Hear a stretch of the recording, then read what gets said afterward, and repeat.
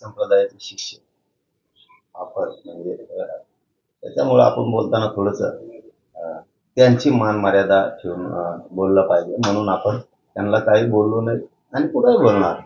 त्यांचा जर दुसरा असता तर आतापर्यंत त्याला जशाल तसंच उत्तर दिलं असतं. म्हणता येतं त्यांचा दोष नाही केला, त्यांचा दोष नाही. पाप करविता त्याचं पाप कुठं दम खायला तयार नाही. म्हणजे धनंजय मुंडे आहे सरळ पाप उखाळून येतं इथे बाहेर. कुठं सांगावं हे कळालं.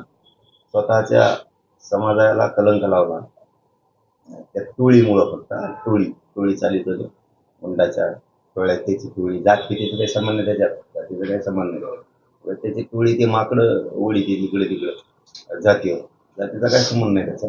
पाप तुम्ही करायचं कुठं सांगावं हे कळत नाही. तिला बाबाजीला सांगू, बाबाला काही सुचना. बाबांनी दिलं पासून सकाळी हे करू. त्यामुळे माझं वैयक्तिक मत हे त्यांना दोष देण्यापेक्षा करून घेणारा निर्णय कलंक लावा हे सुद्धा करत नाही. हा मात्र एक गोष्ट खरी मी ती काल पण सांगितली की दुर्दैव महाराष्ट्रात हे जर म्हणते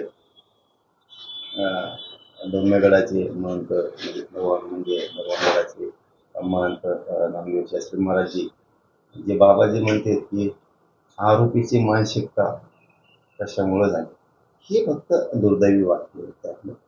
कारण म्हणजे तुम्ही आरोपी कोण ओळखाय आणि संतोष भैयाचं कुटुंब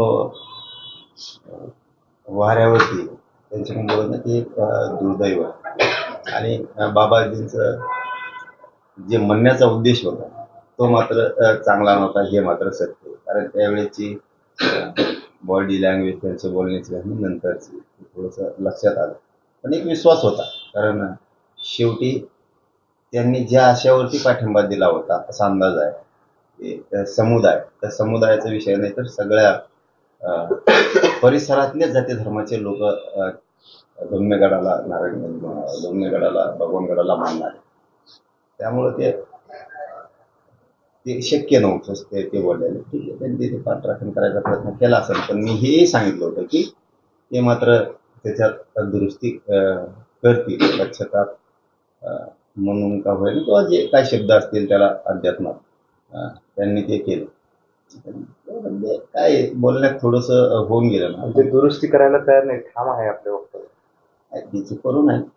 आता ते त्यांचा प्रश्न आहे, मी पुढं काय बोलू शकत.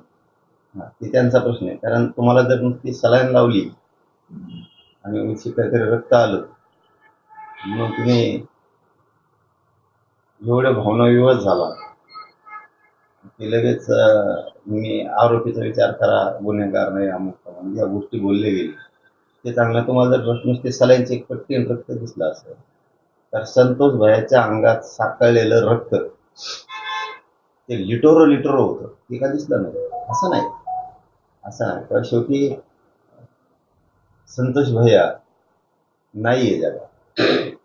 त्यांच्या माराचा रक्ताचा विचार सुद्धा तेवढंच करणं गरजेचं होतं.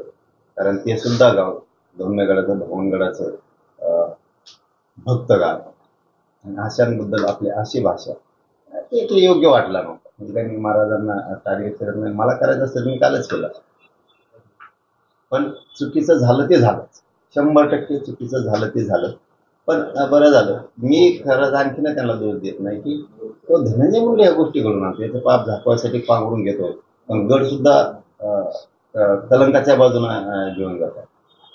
म्हणजे किती सोसलं, नामकं केलं, तमकं केलं, सोसलं काय म्हणजे ते बोलणंच हे होतं. पुढे मी सत्याला गेलो मग लोक मला म्हणायला लागले म्हणून मी म्हणलो, लोकांची भावना मांडली. हे म्हणजे हे न पटणार आहोत. ते न पटणार होतं. कुठेतरी एखाद्या लेकराचा खून झाला मग तर संतोष भैयाच्या अंगात रक्त साचलं होतं, सगळं साताळलं होतं. किती रक्त सांगाळलं होतं त्याचा तोड नव्हतं. माणूस एक पट्टी दिसली,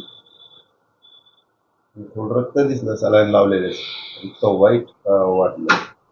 तर त्या संतोष भैयाचा माझ्या काय जीव मानला असं हे खूप महत्वाचं होतं. परंतु त्यांनी दुरुस्त केलंय का नाही मी काय बघितलं नाही. म्हणजे दुर्दैव की ते दुर्दैव होतं. जरी एक बाजू घेण्याचा प्रयत्न केला असला तरी दुसरी बाजू सुद्धा कच्ची नाही. त्याचं ऐकून बाबाजींना बोलणं म्हणजे एक बाजू जरी तुम्हाला पक्की वाटत असली तर दुसरी बाजू ती कच्ची नाहीये ना. कुठल्या उद्देशानं आपण कोणता शब्द वापरतो हे बाबाजींना लक्षात आणायला पाहिजे होतं की आपला वापर करून आपल्यावर तर नाही ना डाग लावणार. म्हणजे ज्यावेळेस तुम्ही सोचलं त्यावेळेस समोरच्यांनी त्यांनी सोचलं.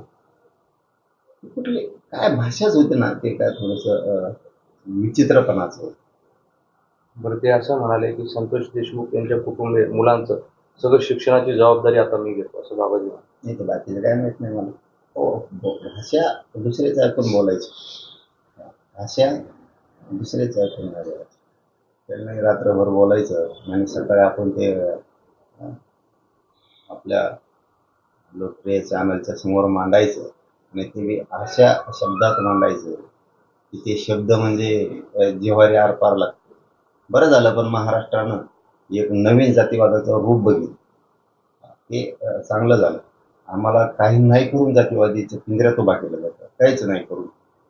आरोपीचे ह्याच धनंजय मुंडेच्या टोळीनं, धनंजय मुंडेंनी स्वतः आम्हाला काहीच नाही करून गुन्हे दाखल करायला लावले त्या लाभार्थी टोळीला. फोटोला चपलाच काढण्याला लावतो तो धनंजय मुंडे आहे म्हणजे. आणि आता गडाकडे पण गेलाय, डोंगेगडाकडे, भगवानगडाकडे, आता बाबाजींकडे गेलाय. आणि आता याचना करायच्या, आता आपण करायचं आणि दुसऱ्याला ओढायचं. पण बोलताना काय राहतं, आपण खूप याने बोलायला पाहिजे. कारण हा विषय किती काही म्हणलं तरी तुम्हाला ज्या दिशेनं न्यायचा होता त्याच दिशेनं तुम्ही पहिल्या दिवशी घेऊन चाललेले होते. परंतु तुमची बाजू जरी पक्की असली तरी समोरची सुद्धा कच्ची नाही.